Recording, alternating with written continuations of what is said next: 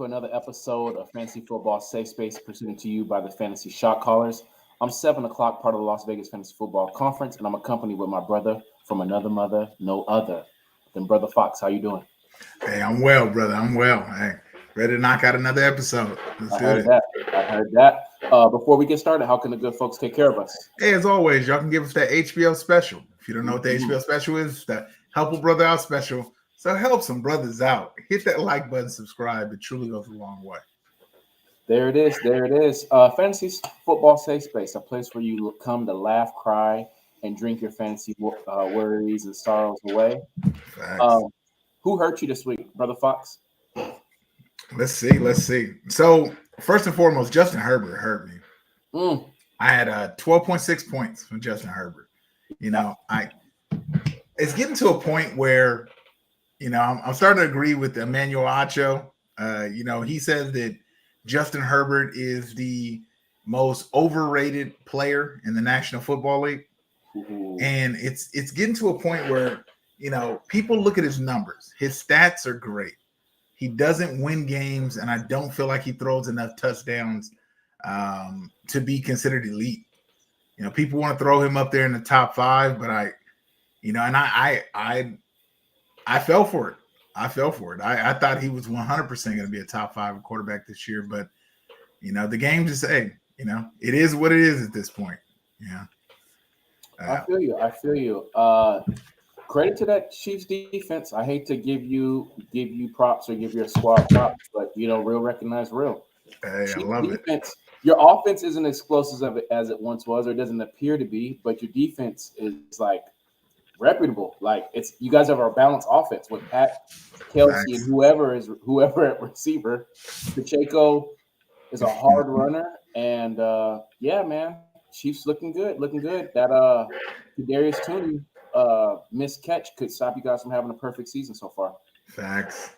You know, Kadarius catches 2 of those passes, we're undefeated. But it is what it is. I'll let everybody else determine who's the best team, but you know, we'll talk about it in January and February. That's all I got to say about that. Yeah. Well, you know what? This is a place where you come to cry, and your boy 7 just can't. Ooh, talk about it.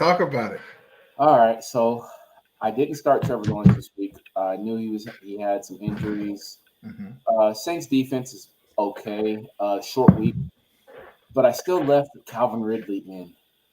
And this man had 1.5 points, and I have him in all 3 of my leagues. So all 3 of my leagues on Thursday or Friday morning, I woke up to 1.5, 1.5, 1.5, and it hurt. It hurt. And you know, I didn't want to do it, but I thought about it and I picked him up just in case, but I couldn't start Joshua Downs over him. You know how many points Joshua Downs had? How many? 23.5. So I knew to pick up the guy. I just didn't have the heart to start him. Shout out to JD Guccini, Kev, and the whole Oak Park family out here in Sacramento. Shout out to Heart to Start. I didn't have a heart to start him. And it cost me. Another receiver on the bench, Mike Evans. I know he had about 70, 80 yards, and I know he had a biscuit. And it's just, I'm leaving all the points on the bench. I put Nico Collins in, he gets me 4. I put him on the bench, he gets 28. It's just the story of my season. And then I just lost Ford. I already lost Chubb. Yeah. Now I just lost Ford. He's only had 1 to 2 weeks, so it shouldn't be too long. Still, I don't have 1 2 weeks to spare. Now, is it time to hit the panic meter on Calvin Ridley? You know, he went high in a lot of drafts. Yeah. And I think at this point, you know, he ain't who we thought he was going to be. Right. And I feel like it's time to hit the panic button. And if you could trade him for anything, and I'll get this mic closer, for anything, trade him now. Yeah. I feel like he's going to have, like he's been having. He has 1 great game, he has an okay game, and then he has a bad game. He's got to be due for a good one. They're coming off the bye. Trevor's going to rest. I'm going to give him 1 more week. I mean, trade deadline usually isn't until the 10th. The 10th week 10. So I think I'm going to run with it. We got a question. Dance Crazy, 333. Just a quick question for y'all. I'm a 10-man PPR league. Do I trade Jacobs plus DJ Moore for Jamar Chase? I already have Brees Hall, K9, and Swift at RB, and Cup, Olave, Nico Collins at receiver. I would. Yeah, I'd take that trade.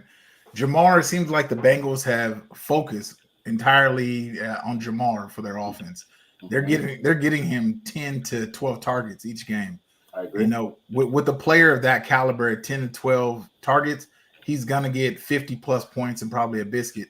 So 50 plus yards and at least a biscuit. So, you know, I 100% would do that. I agree. I completely agree. I don't know what's going on with Higgins. I know Burrow's probably not going to be 100. I mean, it's the NFL. No one's 100%. But I know this bye week couldn't have came at a better time. Hopefully his leg and his mobility is moving upward with this bye week. And look for Jamar Chase to kind of explode. I mean, he's a top – I didn't agree that he should have been number 2 overall or even the second receiver taken. But he's a first-round draft pick nonetheless, top 10 pick.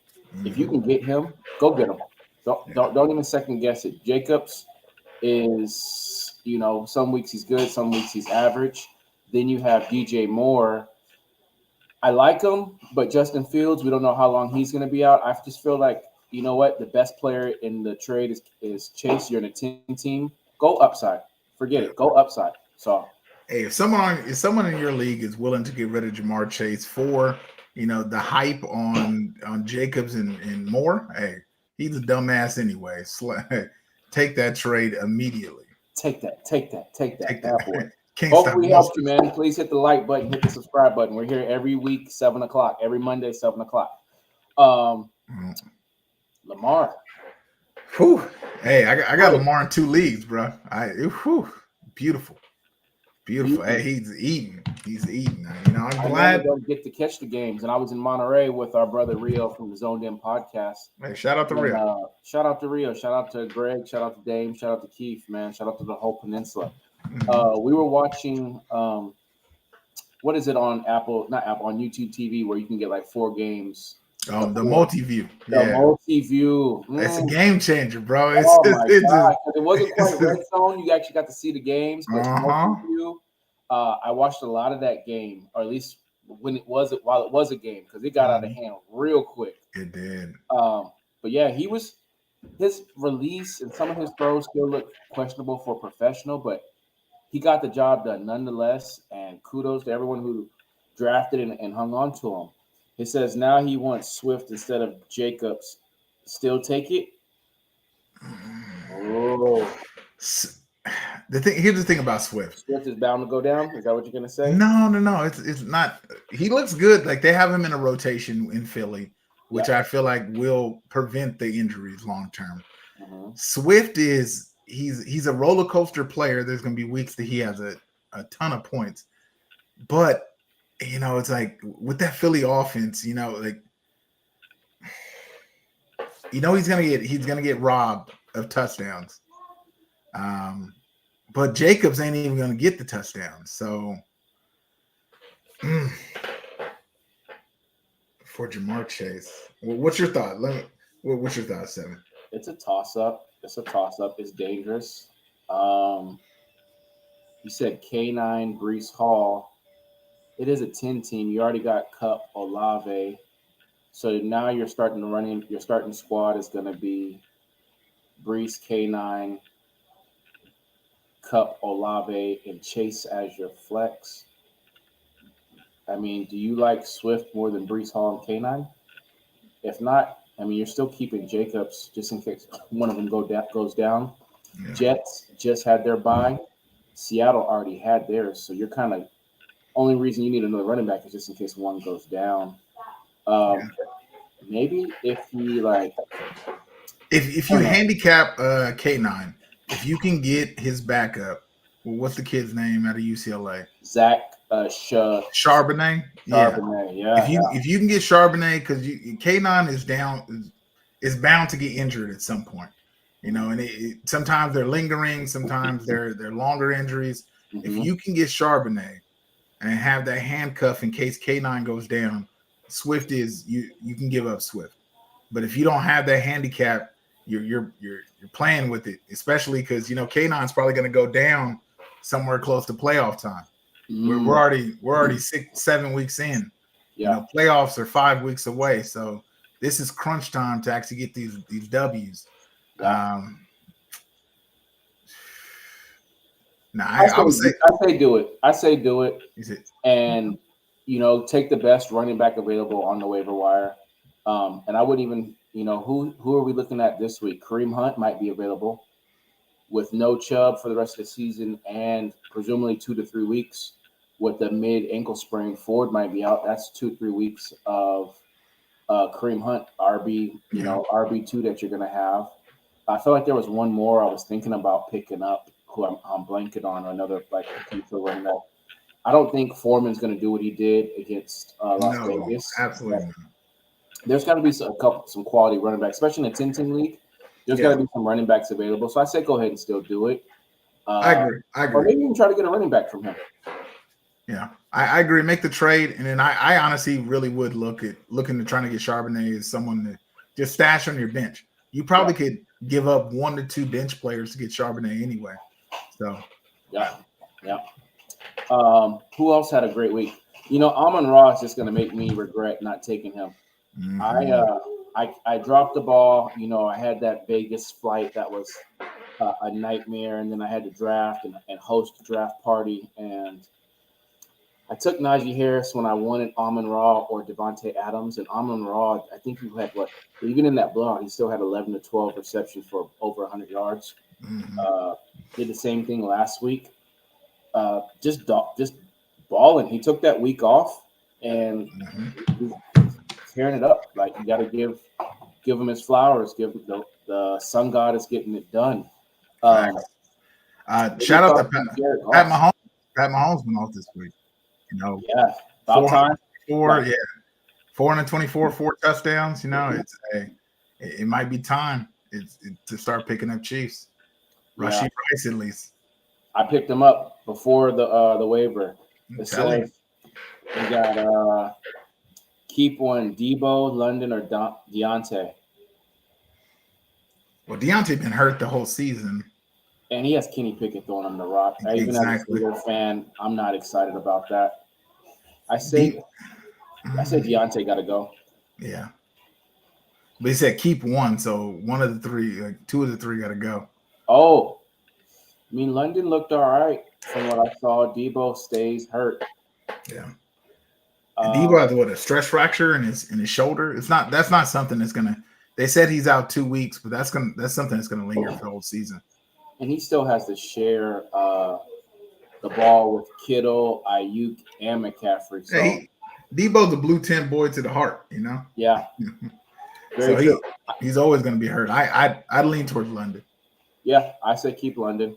He's starting to come alive. He started off a little slow. I think he might even goose egg week 1, but he's doing what he needs to do. Mm-hmm. I don't need a wide receiver. I just want to hold one. Hold London. Yeah, he's the healthiest and he's the most consistent right now. But really, he's the healthiest. Debo's hurt and Deontay just can't. Deontay stays hurt. Mm-hmm. He didn't even catch a touchdown last year. He had as many as me and you. So I say go with London. That sounds so disrespectful, but it's just a fact. Another player that killed Tyreek Hill. Like the man had 15 targets, bro. Like if you have that many targets in the National Football League, you're gonna put up numbers, especially in PPR leagues. He put up 25.8. He caught 11 and caught a biscuit, and he was under 88 yards. He only had 88 yards for the game. Ooh. So yeah, Tyreek has just been killing. Gardner Minshew might be worth adding. Talk about it. Might be worth adding. He's got Pittman. He's got Downs.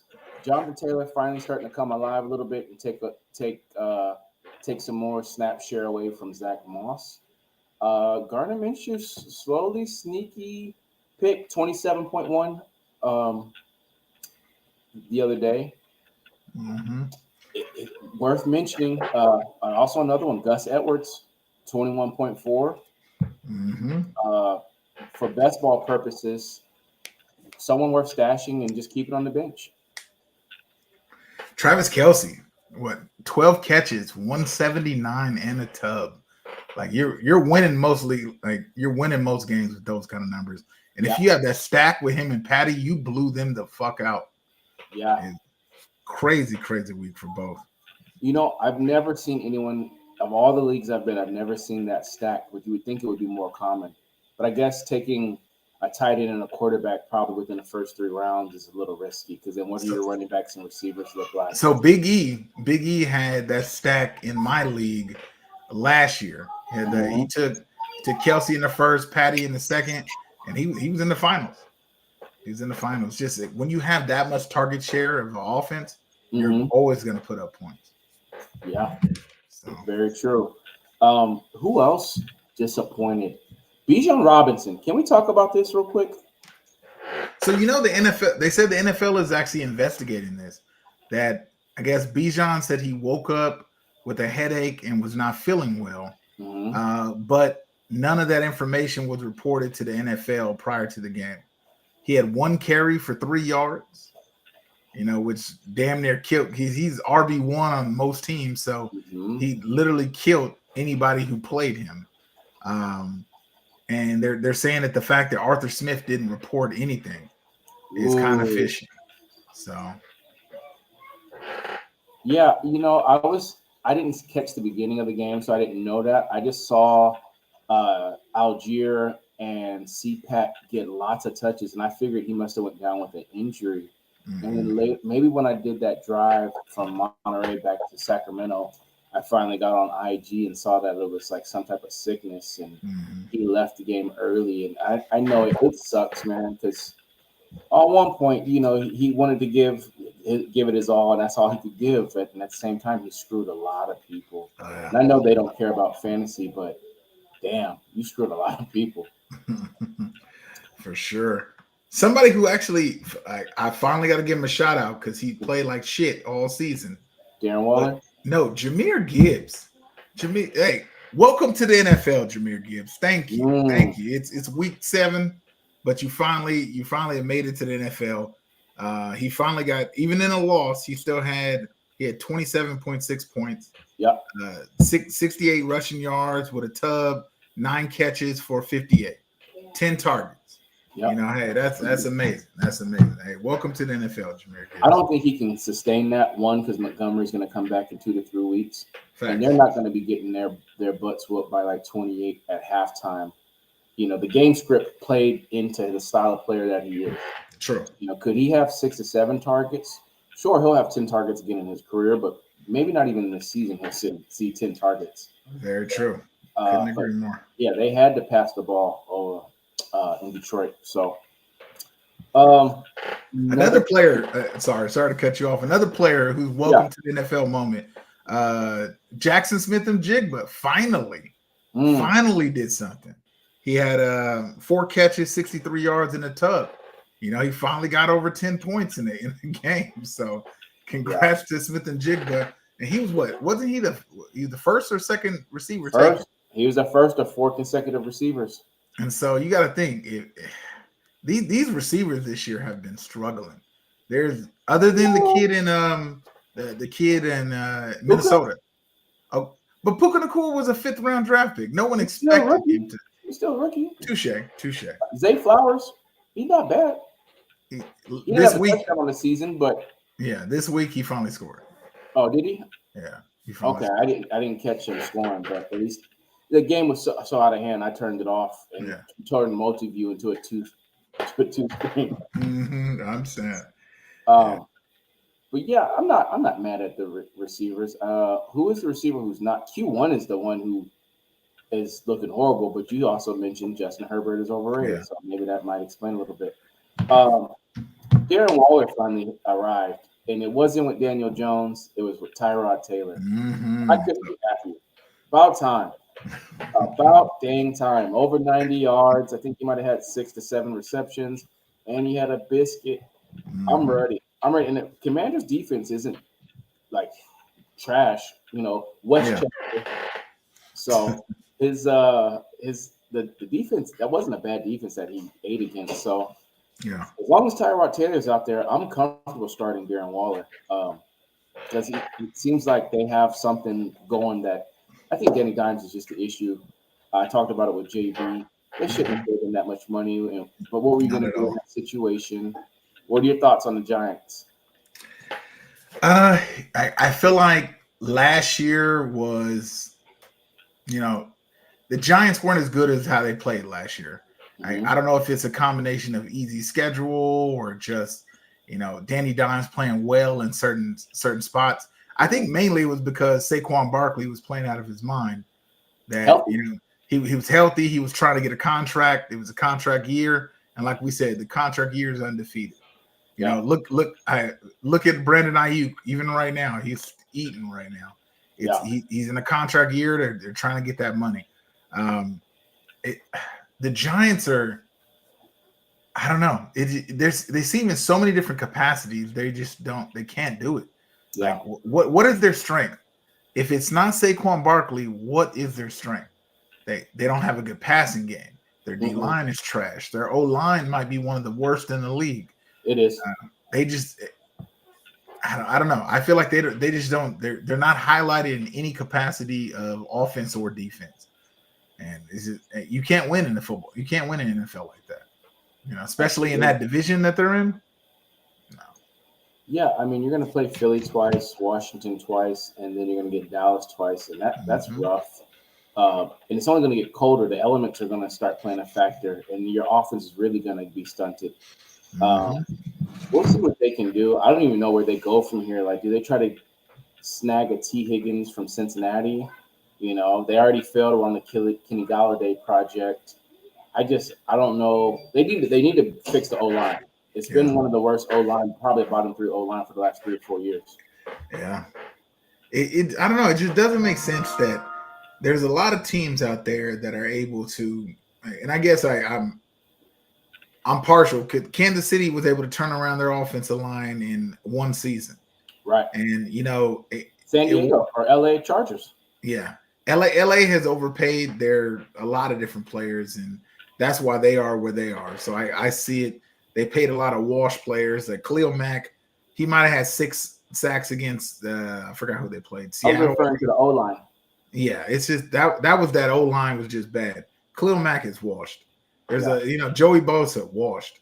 There's a lot of players on that team that are, but in regards to offensive line, it's just it's hard just because these college teams play a lot of spread offenses and the ball gets out quickly. And, so it's hard to tell who are the actual linemen that are able to compete on that level to, transition well into the National Football League. And I think that's why, you get a kid like Evans, who's Charmin soft out there for the New York Giants. It's just, you never really know what you're going to get. And it's such a crapshoot. I feel you. Anyone else you want to touch up on? And just a reminder, how can the good folks take care of us? Hey, as always, y'all can give us the HBO special. If you don't know what the HBO special is, it's the Help a Brother Out special. Help some brothers out. Hit that like button, subscribe. It truly goes a long way. Yes, I got a couple more to tap in with. Okay, let's go. Okay. Tua Tagovailoa. 12 points. 12 points. 216 yards passing, 1 passing touchdown, 1 interception. Yeah. All week, the media and the pontificators were saying that this is a potential Super Bowl matchup. Yep. And it's just So Dan Orlovsky said today something that was very interesting, and he was talking about Tua if he's able to hit his first read versus Tua when he has to go through his progressions.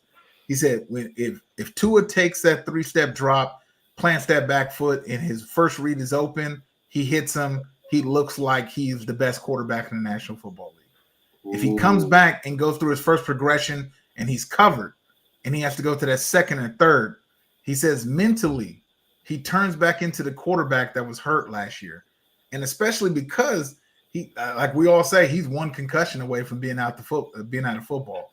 It's like he takes that back step, his first read's not open, and now he gets happy feet, and it's like, I can't get hurt again. I can't. Where's the rush coming from? And so he actually missed some open receivers. He missed Waddle a few times, and Berrios was open a few times, and it's just it makes you think, like, are people going to use this kind of I guess system, the blueprint, to actually like hurt the Miami Dolphins? We'll see going forward, but it seemed too accurate when Dan Orlovsky said it, and you look at the tape, it's spot on. Yeah, they struggled. I mean, they put up 10 points. Their defense put up a 7. So to be first in passing and first in rushing, it wasn't pretty. I know A-Chain hasn't been playing. I don't know why that happened, but but we still here. Let's see if we can change the backdrop real quick. But the planted Charger fan girl, huh? Right? Yeah, I don't know why she showed up. And it's on Safe Space. Can we get back to there we go. Because that wasn't even open. All right. So, but yeah, man, any games or any players you're looking at, you're targeting? I know trades are coming up, buys, there's injuries. Eckler's hurt again. And I've got him in 2 leagues. I have 2 out of 3 leagues. I took Eckler in 2 out of 3, and then I took Chubb in the one that I didn't take Eckler. So someone out obviously to reach out for with the injury to Knox, Dalton Kincaid finally is getting his chance to be tight end 1. And I feel like if they're saying Knox is probably going to be out for 4 weeks at least, with his injury. If Dalton plays well, he's already a first rounder. Yeah. There's a good chance that Dalton Kincaid could be tight end 1 for Buffalo, leaving these next few weeks. Plus, Buffalo is, especially these next 2 to 3 weeks for Buffalo, they're 4-3. If Buffalo doesn't win 3 consecutive games, A, they're out of the number 1 seed contention. Yep. B, like it's people are going to start to question, can this Buffalo team ever even get over the hump? So they're going to be hungry. They might not even get the division. I mean, I know they have the tiebreaker already over Miami, and they're going to play again, but it's going to be rough. I mean, that's a bad New England team that lost. You know what's crazy about New England? I think they lost by 35 to Dallas, and then the week after got beat by even more. So, like, Belichick's previous point differential was beaten back-to-back weeks, and then they lose. Then they beat Buffalo. So Buffalo should really be ashamed of themselves. The one thing about Bill Belichick, he always takes away your number 1 option. It's like, hey, if whoever it is, if that's Tyreek Hill, Travis Kelce, anything, they will focus in on that one player. Yeah, they did that with Stephon Diggs. Other than that one touchdown that he made, where it was just bad tackling by the DB and safety. Right. They pretty much took him out of that game, and it shows how Diggs dependent that offense is. Yeah, and I think, like we just said about Dalton Kincaid, this is going to force their offensive coordinator to go back to the drawing board and say, hey, look, we can't have another situation. I get Stephon Diggs is upset. I get Stephon Diggs wants his targets. We'll target him when we can, but we need to be a more diverse offense if we're going to actually have success. They spent the draft capital on Kincaid. They need to use him. Yeah. Plain and simple. Just like Gibbs, just like Bijan, if he's not sick. You spent the draft capital, feature him. Exactly. So we'll see if we can get it done. Anything you want to let off before we wrap it up? It's been 30 minutes already. That quick. Nah, I'm good to go. I hope everybody's doing well. I'm about to get dubs in all 3 of my fantasy football leagues. So, and I got that dub in real life with them Chiefs, baby. There you go. So, hey, life is good. Hey, life is good. That W in Apex last night. 2 of them you missed out on. Hey, I'm just saying. Hey, get your dubs, player. Get your dubs. You still ain't as high as rank as me, so it don't matter. Hey, boy. Hey, if you getting on tonight, I'm there. All right. Well, let me take care of business. I'm gonna eat, shower, take care of the little one, and then we'll see what to do. At least I'll get 3 or 4 in. All right. Take care, everyone, man. We appreciate y'all rocking with the Fantasy Shot Callers. This is Fantasy Football Safe Space. I'm 7 o'clock. This is my brother from another mother, Brother Fox. Take care. Yes, sir. Go Chiefs. Fuck the Patriots.